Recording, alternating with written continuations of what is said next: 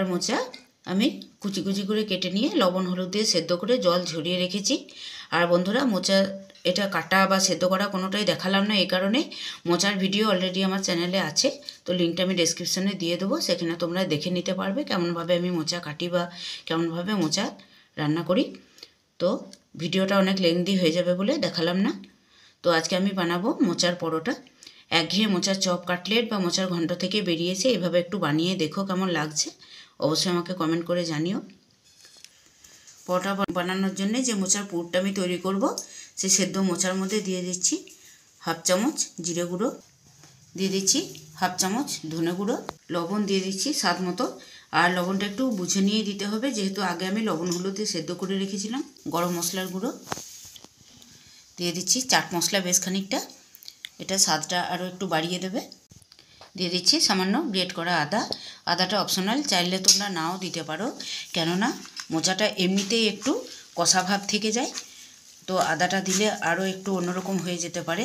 আমি প্রায়ই দেখেছো তোমরা মোচা রান্নায় আমি আদা ব্যবহার করি না, কিন্তু যেহেতু এখানে পরোটা বানাবো, তো তাই আদাটা পরোটার সাথে খুব ভালো যায়, তার জন্য আমি একটু সামান্য দিলাম।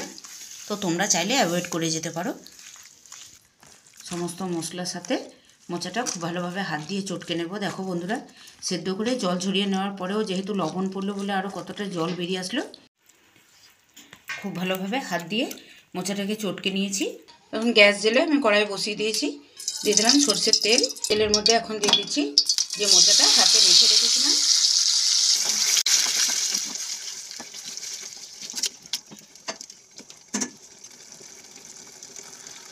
সমস্ত মশলা যেহেতু মাখিয়ে পরে আমি কড়াইয়ে দিয়েছিলাম, তার আর কোনো রকম মশলা দেবো না। যতক্ষণ না জলটা টেনে যাচ্ছে ততক্ষণ অবধি একদম শুকনো শুকনো করে কষিয়ে নেব।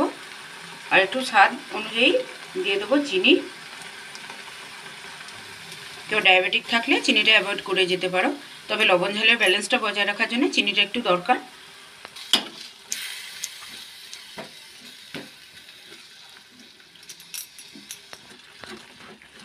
জলটা প্রায় টেনে এসেছে, একদম শুকনো হয়ে যখন কড়াইয়ের গা থেকে উঠে আসবে ঠিক সেই সময় নামিয়ে নেব। দেখো বন্ধুরা, জলটা একদম শুকনো হয়ে গেছে। এরপর আমি গ্যাসটাকে বন্ধ করে পুরটা ঠান্ডা হতে দিয়ে দেবো। এখানে 500 গ্রাম ময়দা নিয়ে নিয়েছি, তার মধ্যে দিয়ে দিয়েছি সাদা তেল, আর এখন দিয়ে দিচ্ছি স্বাদ অনুযায়ী লবণ। খুব ভালোভাবে ময়ান দিয়ে নেবো ময়দার মধ্যে।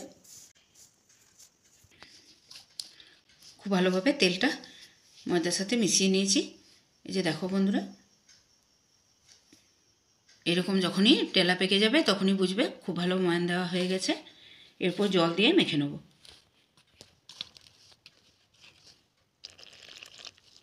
একবারেই সব জলটা দিলে চলবে না, অল্প অল্প করে জল দিয়ে দিয়ে মেখে নিতে হবে। ময়দাটা খুব ভালোভাবে মেখে নিয়েছি। এখন এই ডোটা আমি 10 মিনিট মতো রেস্টে রেখে দেবো। ফিরে এলাম 10 মিনিট পর। দেখো বন্ধুরা, ডোটা কতটা সফট হয়ে গেছে, কতটা ফুলেছে ময়দাটা। এরপর এটা থেকে একটা একটা করে লেচি করে নেব। সমস্ত লেচি কেটে নিয়েছি। এখন এরপর এক এক করে পরোটা বেলে আমি সেঁকে নেব। এখন প্রত্যেকটা লেচি থেকে এইভাবে গোল বাটির মতো করে নেব। একটু করে চামচের সাহায্যে পুরটাকে দিয়ে মুখটাকে খুব ভালোভাবে সিল করে নিতে হবে, যাতে না সাইড থেকে বেরিয়ে যায়। এই এক্সেস ময়দাটা কেটে বাদ দিয়ে দেবো। এইভাবে দুদিক থেকে হাত দিয়ে প্রেস করে দিলেই মুখ একদম সিল হয়ে যাবে আর পুর বেরোবে না।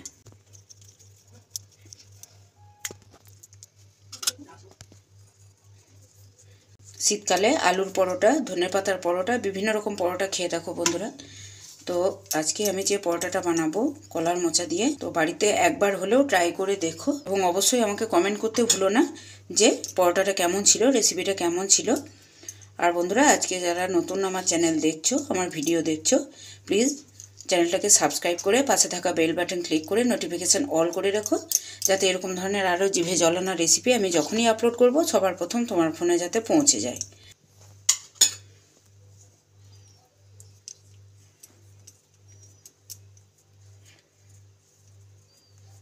এইভাবে মুখটা মুড়েও দিতে পারো বা এইভাবে কেটে বাদ দিয়ে দিতে পারো। মুখটা খুব ভালোভাবে সিল হয়ে যাবে, একদম পুর ফেটে বেরোবে না। তোমরা রেগুলার যারা আমার ভিডিও দেখো তারা নিশ্চয়ই দেখে থাকবে যে আমি এর আগে যতগুলো পরোটার রেসিপি আমি শেয়ার করেছি প্রত্যেকটা রেসিপিতেই আমি একই কথা বলি। যারা এরকম ধরনের পুর ভরা কোনো কিছু বানাবে বা প্রথম বানাচ্ছ সেক্ষেত্রে তাদের উদ্দেশ্যে একটা কথা বলে রাখি, ময়দা লেচি যখন কাটবে গুনে নেবে কটা লেচি হয়েছে এবং পুরটাও সেই রকম ছোট ছোট বলের আকারে ভাগ করে নেবে, তাহলে শর্ট পড়ার কোনো ব্যাপার থাকবে না। এমন অনেক সময় হয় লেচি থেকে গেল অথচ পুর শেষ হয়ে গেল ঠিকঠাক আন্দাজ মতো না ভরার জন্য। তো সেরকম যদি ছোট ছোট বলের আকারে করে নাও তাহলে কোনো রকম বাধা সৃষ্টি হবে না। প্রত্যেকটা লেচিতে পুর ভরে নেওয়ার পর বেলে নেব। একটু হালকা হাতে বেলে নিতে হবে।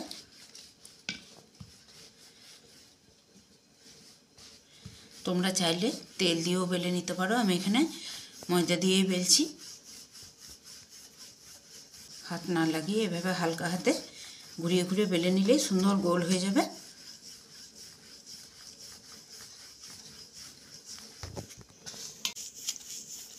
সবকটা পরোটা বেলা হয়ে গেছে। গ্যাস জ্বেলে তাওয়া গরম হতে দিয়ে দিয়েছি। এরপরে একটা একটা করে পরোটাগুলো ভেজে নেব। তাওয়াতে আগে সেঁকে নিয়েও তেল দিতে পারো, ডাইরেক্ট তাওয়ার মধ্যে তেল দিয়েও ভেজে নিতে পারো।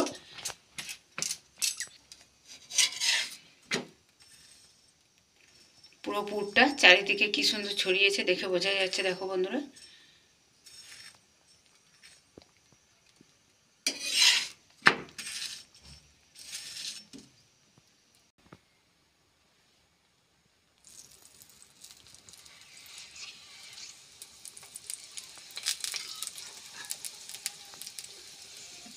কি সুন্দর ফুলে উঠছে দেখো বন্ধুরা।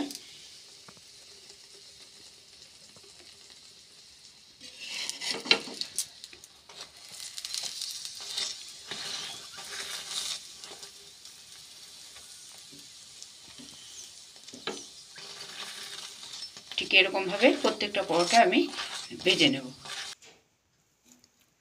তৈরি হয়ে গেছে মোচার পরোটা। আমি একটু ভেঙে দেখাচ্ছি, দেখো বন্ধুরা পুরটা চারিদিকে কেমন সুন্দর স্প্রেড করে গেছে। আর এটা তোমরা যে কোনো কিছুর সাথেই খেতে পারো, নলেন গুড় বা ভাঙা আলুর তরকারি যে কোনো কিছুর সাথে খেতে পারো। এমনকি সকালের ব্রেকফাস্টে যদি খাও চায়ের সাথেও খেতে পারো। তো ভাঙা আলুর তরকারির অলরেডি আমার চ্যানেলে আপলোড করা আছে, তো আমি সেটারও লিঙ্কটা ডেসক্রিপশন বক্সে দিয়ে দেবো, তোমরা একটু চেক করে নিও প্লিজ। আজকে এই পর্যন্তই, ফিরে আসছি আবার অন্য কোনো দিন অন্য কোনো জিভে জল আনার রেসিপি নিয়ে।